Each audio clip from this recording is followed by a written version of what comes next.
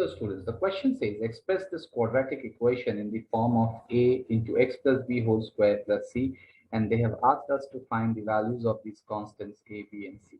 So to answer this question, we'll first write down the quadratic equation 3x squared minus 12x plus 7 equal to the given expression which they have given in the question. So if I equate it to a into x plus b whole square plus c.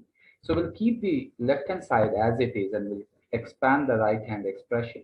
So we get x squared plus 2bx plus b squared. So that's the expansion of x plus b whole square and plus c as it is. Now I'll multiply it with the constant. So it becomes ax squared plus 2abx plus ab squared plus c. Now I'll write my equation once again, which is given as quadratic like 3x squared minus 12x plus 7. So the coefficient of x squared here is a, and the coefficient of x squared here is 3. So the value of a is clearly equals to 3. So that will be the answer for a. Now look at the coefficient of x here. It's 2ab. So the coefficient of x here is minus 12. So that means we can say that 2ab equals to minus 12.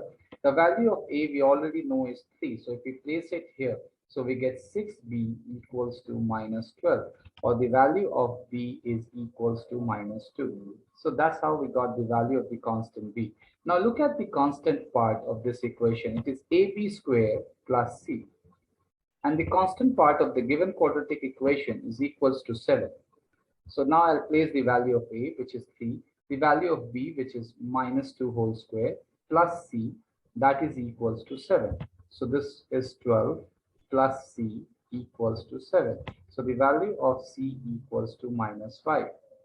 So the value of the constant a is 3, b is minus 2, and c is minus 5. And that will be the answer for this particular question. Thank you, students.